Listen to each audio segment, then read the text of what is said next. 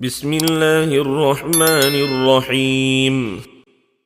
الرحمن علم القرآن، خلق الإنسان، علمه البيان.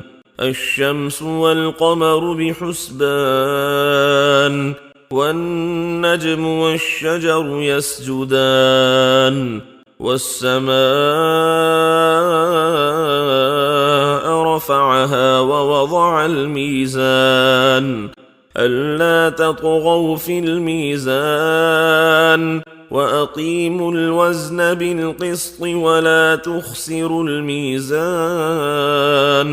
والأرض وضعها للأنام، فيها فاكهة والنخل ذات الأكمام، والحب ذو العصف والريحان.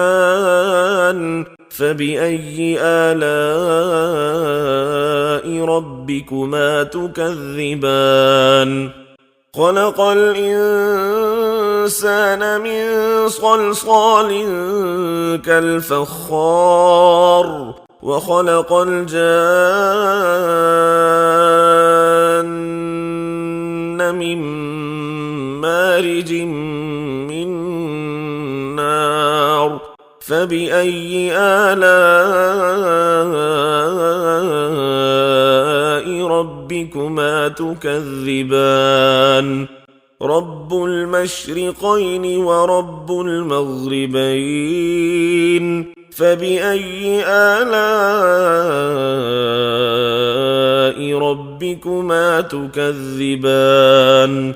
مرج البحرين يلتقيان، بينهما برزخ لا يبغيان. فبأي آلاء ربكما تكذبان؟ يخرج منهما اللؤلؤ والمرجان. فبأي آلاء ربكما تكذبان؟ وله الجوار المنشآت في البحر كالأعلام. فبأي آلاء ربكما تكذبان؟ كل من عليها فان، ويبقى وجه ربك ذو الجلال والإكرام. فبأي آلاء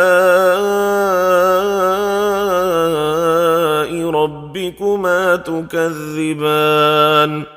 يسأله من في السماوات والأرض، كل يوم هو في شأن. فبأي آلاء ربكما تكذبان؟ سنفرغ لكم أيها الثقلان. فبأي آلاء ربكما تكذبان؟ يا معشر الجن والإنس إن استطعتم أن تنفذوا من أقطار السماوات والأرض فانفذوا، لا تنفذون إلا بسلطان. فبأي آلاء ربكما تكذبان؟ يرسل عليكما شواظ من نار ونحاس فلا تنتصران.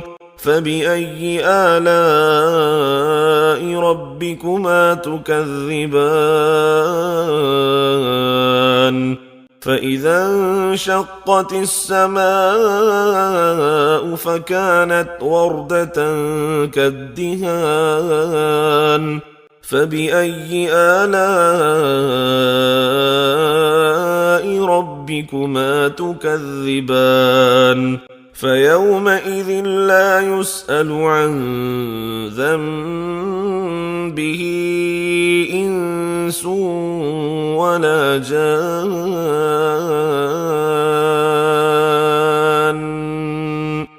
فبأي آلاء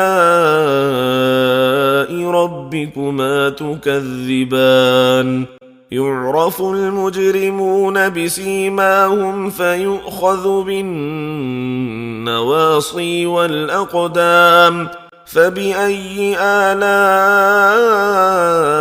ربكما تكذبان هذه جهنم التي يكذب بها المجرمون يطوفون بينها وبين حميم آن فبأي آلاء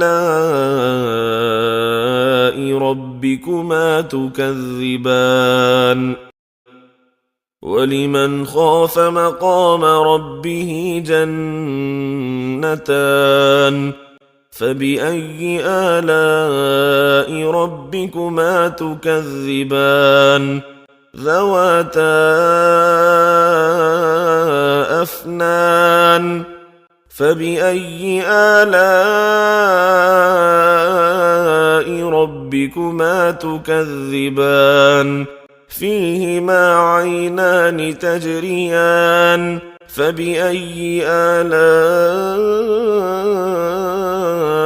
ربكما تكذبان فيهما من كل فاكهة زوجان فبأي آلاء ربكما تكذبان متكئين على فرش بطائنها من استبرق وجنى الجنتين دان فبأي آلاء ربكما تكذبان فيهن قاصرات الطرف لم يطمثهن إنس قبلهم ولا جان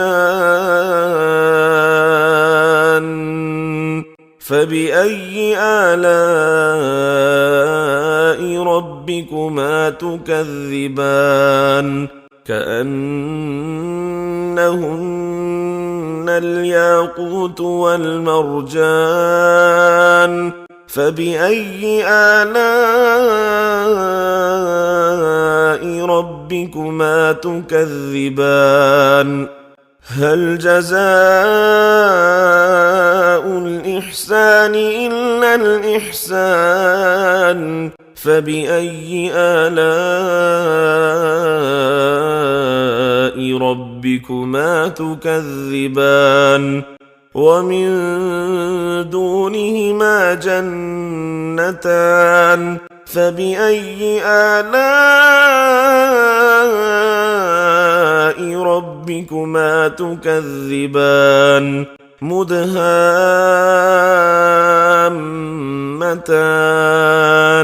فبأي آلاء ربكما تكذبان فيهما عينان نضاختان فبأي آلاء ربكما تكذبان فيهما فاكهة ونخل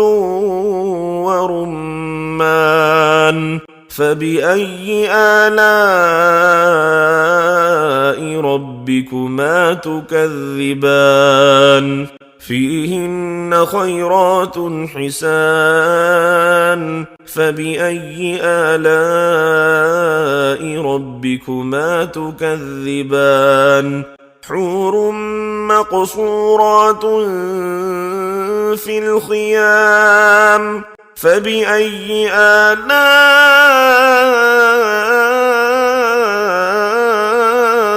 ربكما تكذبان لم يطمثهن إنس قبلهم ولا جان